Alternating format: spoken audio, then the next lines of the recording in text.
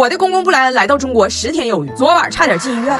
咋回事呢？每次俺家这些外国亲戚来，都得我带着他们到处玩。这次我有点带不动了。大胖姐说：“没事，我来。我现在人民大学人民教师，我已经不是那个啥也不懂的傻老外了。”跟他爸说：“我给你当地导。”哎呀妈呀！我才发现最能坑外国人的还得是外国人自己。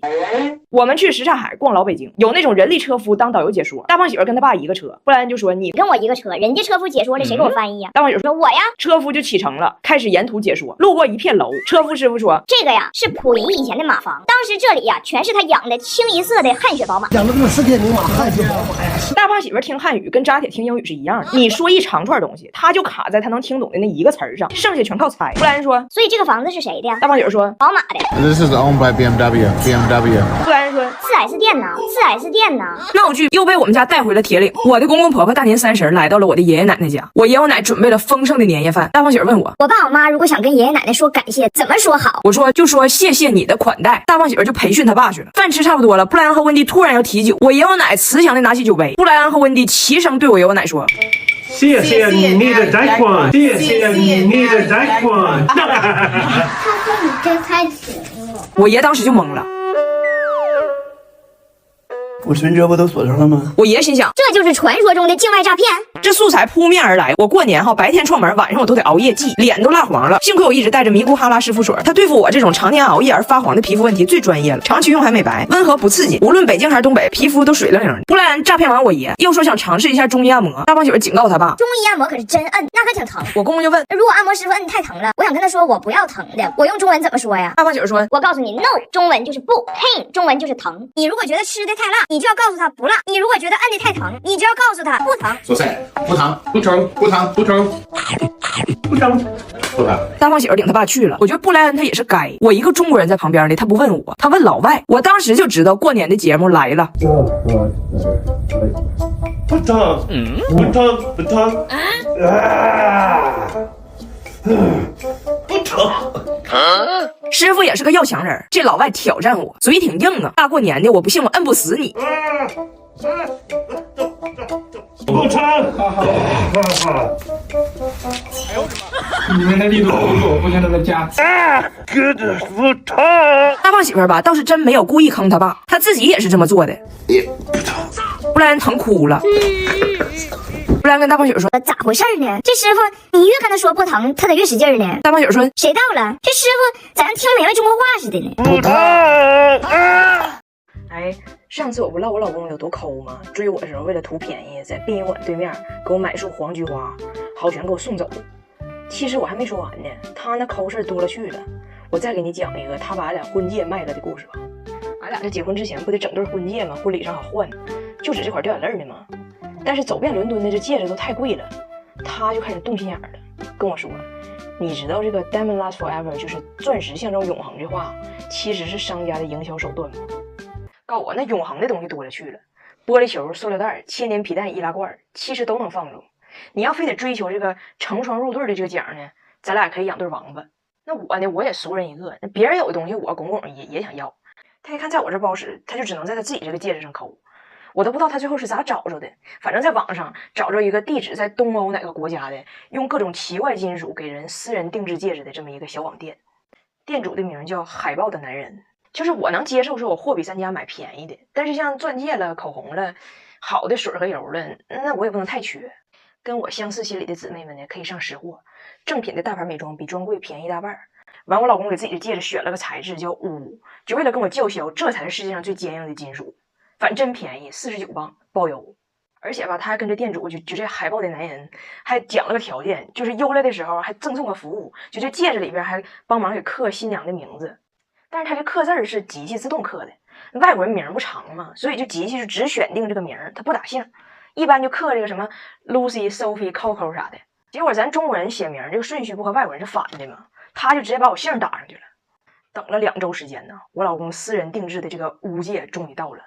他一直憋着没跟我说，想给我个惊喜。结果戒指到的时候，他老兴奋了，把大灯都给关了，点的烛光，含情脉脉的跟我说：“这个戒指呢，不但坚硬，而且只写着我要娶的人。”结果他冲着我把戒指一反转，我一看里边写着张。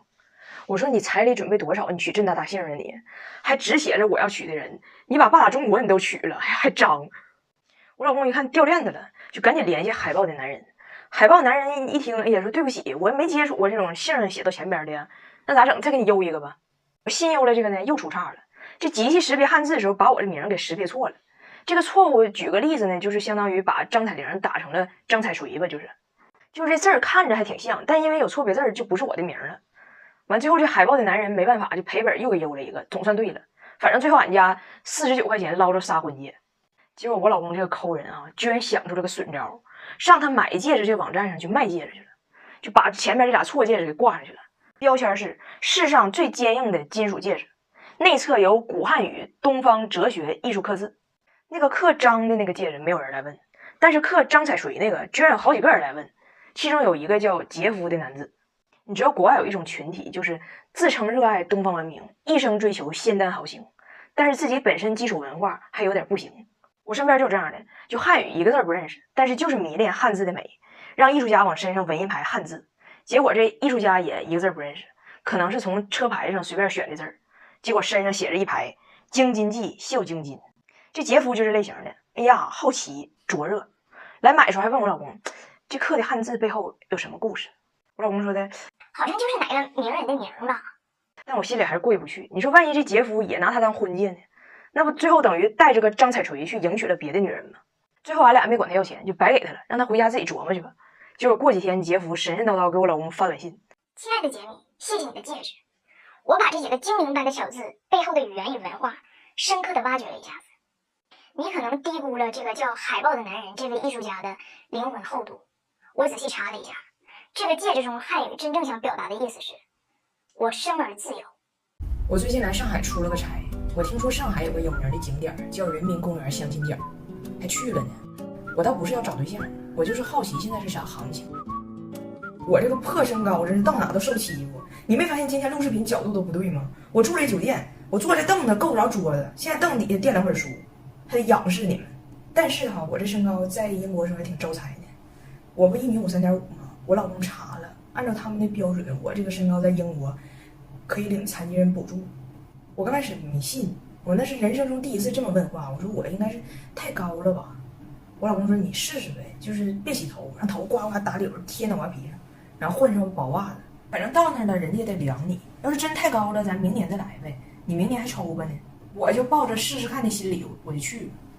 本来呢进屋应该是先量身高，然后再进行下一步，结果我一进屋直接撞医生裤腰带上了，免试了，但是我没得着补助。原因倒不是我不够矮，我够矮，但是我的胳膊和腿太长了，腿太长。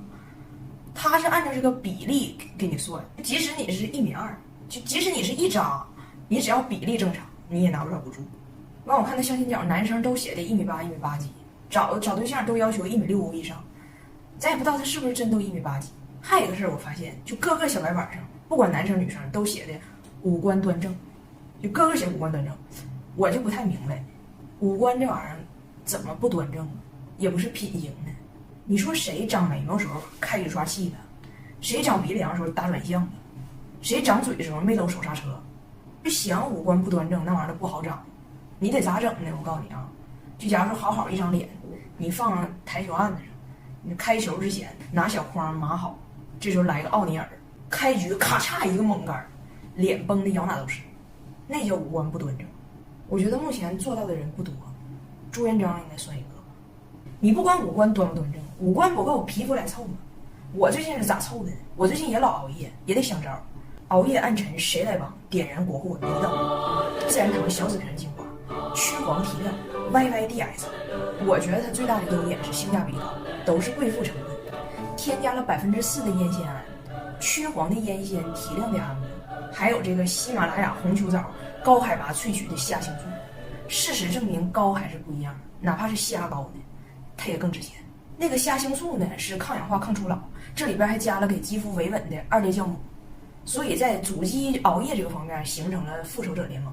它的质地吧非常轻薄也不黏腻，平时我就用这么1泵，但是你要是熬夜多了，要是觉得皮肤卡粉也可以厚涂，因为它很轻薄，你也不用担心闷痘，用完你就是夜里最闪耀的灯球。最有意思的是，有的小白板上写着公公婆婆都已退休，可以帮忙带孩子，公公精通象棋，婆婆精通唐诗。